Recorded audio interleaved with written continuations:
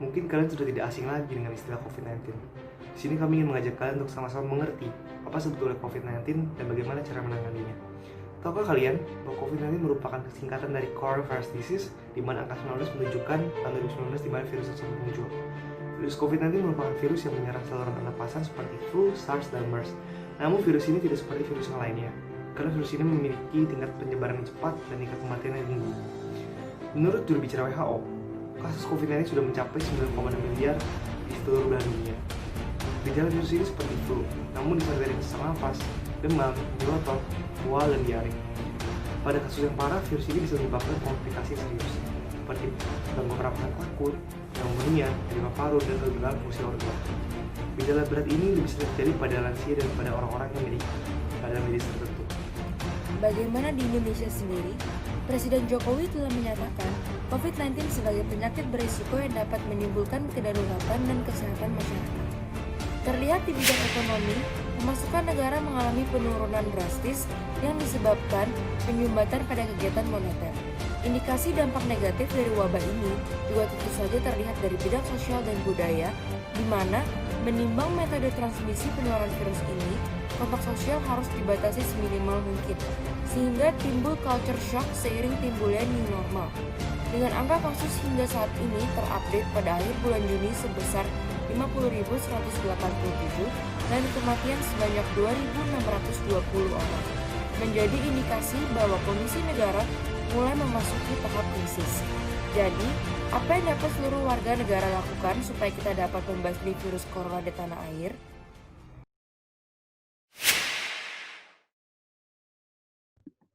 Hai Jess, gimana kabarmu? Udah lama kita nggak ketemu.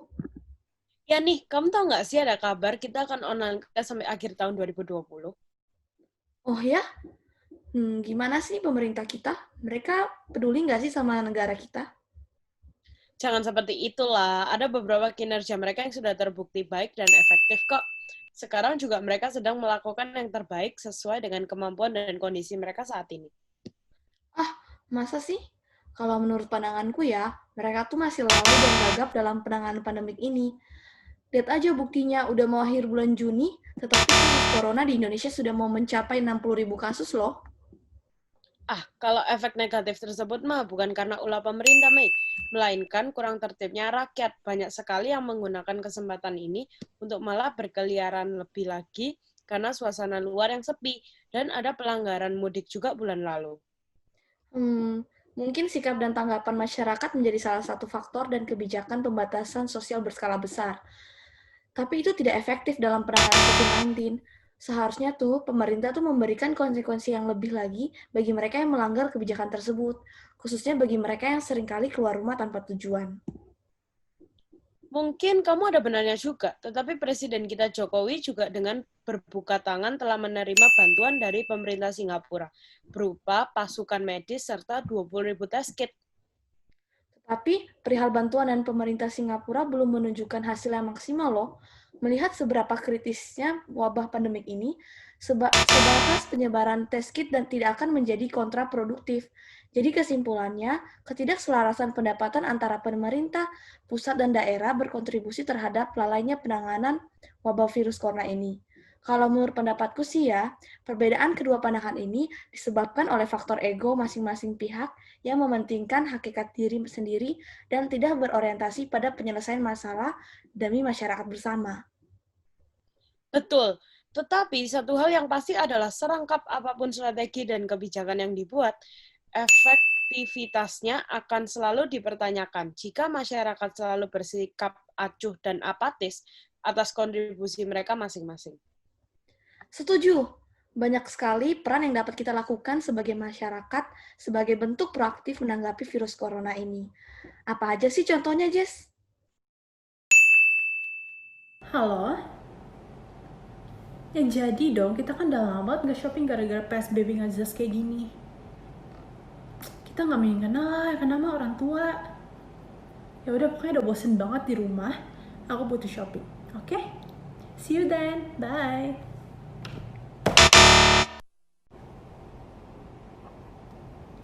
Halo? Pergi? Ngapain shopping? Ya ampun, jangan karena udah new normal, kamu pikir kamu bisa pergi seenaknya juga sih. Malah, harusnya kita lebih waspada tahu. Lagian, aku juga bisa shopping lewat online kok.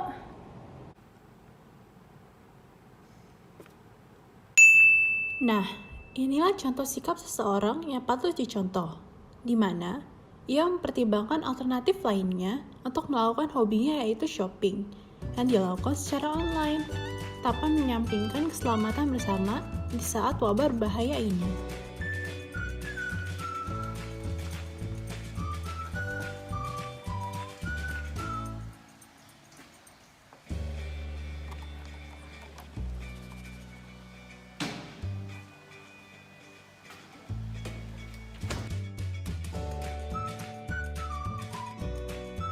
Nah, jangan seperti orang ini ya, menjadikan pandemik dan karantina sebagai alasan untuk mengkonsumsi tidak hanya makanan, tetapi juga minuman yang tidak sehat dan tidak bergizi.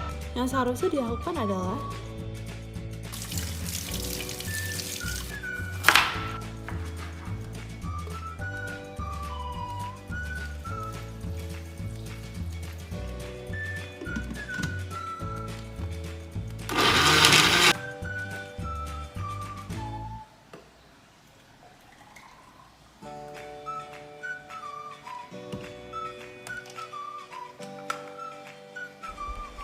Kurangilah makan makanan yang banyak mengandung pengawet, penyedap rasa, dan makanan instan. Serta menggantinya semua dengan makan makanan yang sehat seperti buah, susu, roti gandum, sayur-sayuran untuk menjaga daya tubuh kita supaya tetap sehat.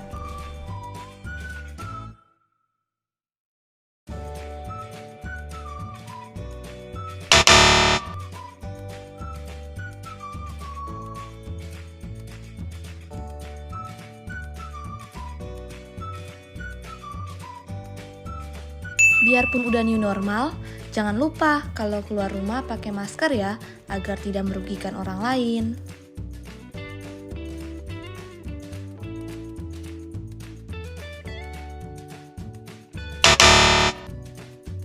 Olahraga di rumah adalah pilihan yang tepat untuk kita di masa pandemi ini.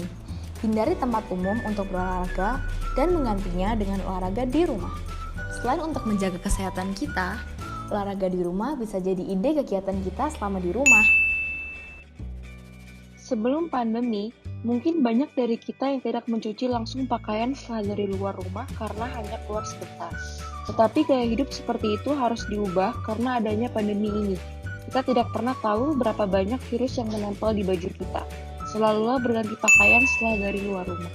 Selama pandemi virus ini, harga masker medis yang dijual di pasaran mendadak melonjak tinggi. Tetapi orang-orang tidak ada pilihan lain dan tetap membelinya untuk berjaga-jaga. Selalulah mengganti masker medis setiap hari, karena masker medis tidak dapat dipakai berulang-ulang. Gantilah masker kain jika ingin dipakai berulang-ulang, dan jangan lupa untuk sering mencucinya. Dulu, yang kita bisa nongkrong bersama teman-teman dan keluarga di luar sana, sekarang hanya bisa bertemu lewat Zoom. Social distancing merupakan salah satu kebijakan pemerintah di mana kita harus berjaga jarak. Berdasarkan protokol kesehatan, posisi duduk pun harus diberi jarak loh teman-teman. Selain itu, gantilah jabat tangan dengan salam siku atau salam namaste.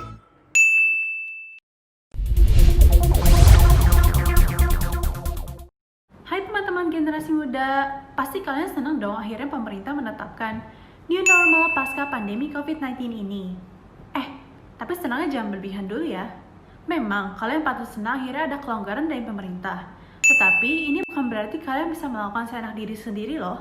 Nah, di sini aku dan Evelyn akan kasih tahu kalian gimana sih caranya mempersiapkan diri kalian menghadapi new normal ini. Yuk ketemu teman aku. Hai semuanya, iya benar, dengan adanya new normal ini kita tuh nggak boleh overexcited. New normal bukan berarti kita dibebaskan untuk keluar rumah. Mengingat lagi bahwa korban yang terkena COVID-19 sendiri bertambah tiap harinya. Itu berarti kita harus tetap waspada dan menaati protokol kesehatan pemerintah ketika kita beraktivitas di luar, seperti yang udah kita tunjukin di video-video sebelumnya. Tidak hanya menaati protokol kesehatan saja, tetapi kita semua harus bersikap optimis.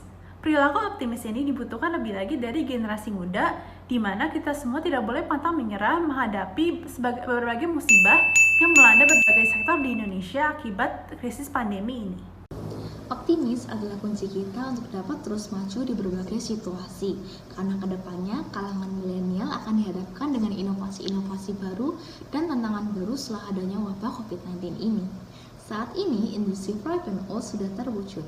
Revolusi Industri 4.0 mendorong fleksibilitas dalam bekerja dan beraktivitas seperti perilaku kaum milenial. Fleksibilitas ini semakin terlihat saat adanya wabah corona, seperti contohnya, di mana lembaga pendidikan menerapkan pembelajaran secara online meeting yang dulunya dilakukan secara tatap muka. Selain itu, pemerintah, legislatif, bahkan perusahaan pun menggunakan gaya revolusi industri 4.0 dalam mengambil kebijakan maupun keputusan. Jadi teman-teman, jangan kaget ya kalau revolusi industri 4.0 maupun new normal ini akan mengakibatkan perubahan gaya hidup baru. Mau tidak mau, kita harus sebagai generasi muda yang harus dapat beradaptasi dengan pemikiran yang kritis dan juga terbuka. Jadi, jangan mengartikan new normal ini sebagai kebebasan baru semata ya teman-teman. Sebagai umat Kristen, saya melihat sisi positif dari virus pandemi corona ini, di mana saya diingatkan kembali akan makna implementasi Pancasila dalam konteks persatuan dan solidaritas. Sehingga saya berkomitmen untuk melakukan seluruh protokol pemerintah dan menjadi anak muda yang optimis dan proaktif, karena inilah produk perilaku yang dibutuhkan lebih lagi pada saat krisis ini. Di masa-masa pandemik saat ini, saya merasa saya sudah cukup berkontribusi dalam membantu mengurangi penyebaran virus COVID-19 di Indonesia dengan cara tetap di rumah aja dan menjaga kebersihan diri agar tidak merugikan orang lain. Nah, melalui tugas ini, saya berharap seluruh masyarakat Indonesia tetap menaruh perhatian khusus kepada virus COVID-19 ini agar kita bisa membantu kinerja pemerintah untuk menanggulangi bencana yang sedang terjadi saat ini. Dengan adanya pandemi COVID-19 ini, saya banyak belajar hal untuk bersyukur terhadap hal-hal kecil yang terjadi pada hidup saya, seperti keluar rumah tanpa harus menggunakan masker, jabat tangan dengan orang lain, kuliah normal, berkumpul dengan kerabat, dan yang terpenting adalah bersyukur untuk setiap kesehatan yang kita miliki saat ini. Oleh karena itu, yuk kita melawan corona dengan menaati anjuran pemerintah dan stay at home. Dengan adanya pandemi virus corona ini, saya menjadi lebih banyak bersyukur. Saya bersyukur dapat tetap berada di lingkungan orang yang saya kasihi, bukan berada di dalam perawatan rumah sakit. Saya lebih banyak menghargai waktu yang diberikan, karena siapa yang menyangka jika tahun ini akan menjalankan segala sesuatunya dari rumah. Saya menyesal tidak memanfaatkan waktu normal saya pada awal tahun ini. Dengan adanya wabah ini, saya tidak banyak mengeluh. Namun saya ambil hikmahnya, yaitu untuk menjaga persatuan Indonesia, kami harus bisa membantu rakyat-rakyat yang mungkin kurang beruntung untuk mempersatukan Indonesia. Dan juga kami bisa membantu mereka dengan cara memakai masker dan juga jaga jarak untuk menghindari penularan virus. Dengan adanya pandemi COVID-19 ini, saya belajar banyak. Saya belajar untuk lebih bersyukur setiap ada perkara kecil, misalnya seperti menghirup udara segar tanpa menggunakan masker, berjabat tangan, berkumpul dengan teman dan keluarga, berkuliah dengan offline secara normal. Selain itu juga saya lebih dekat lagi dan lebih akrab lagi dengan keluarga saya. Oleh sebab itu, mari kita semangat sama-sama berjuang untuk melawan dan mengatasi pandemi ini. Kita harus mematuhi protokol kesehatan dan mematuhi kebijakan pemerintah. Semangat!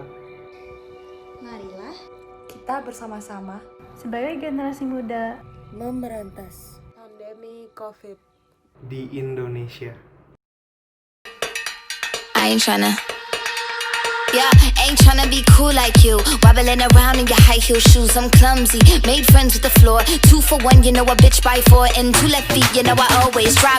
First thing a girl did was a bop. And the whole damn cake and the cherry on top. Shook up the bottom, made a good girl pop. You ain't even here to party. Ken in the club tryna pipe a Barbie. I don't wanna go with the flow back then till I touch my toes. I don't wanna roll the boat. Wrist full of rocks and I hope I float. Big up yourself cause you know they don't. I chew cause they hope I show. I'm a bitch, I'm a boss, I'm a I'm a bitch and a boss, I'ma shine like glass. I'm a bitch, I'm a boss. I'm a bitch and a boss, I'ma shine like glass. I'm a bitch, I'm a boss. I'm a bitch and a boss, I'ma shine like glass. I'm a bitch, I'm a boss. I'm a bitch and a boss, I'ma shine Say like bitch, I'm the glass. after, you been the before. I've been the stallion, you've been the seahorse. Don't need a report, don't need a press run. All of my bad pics been all my best ones. I wear the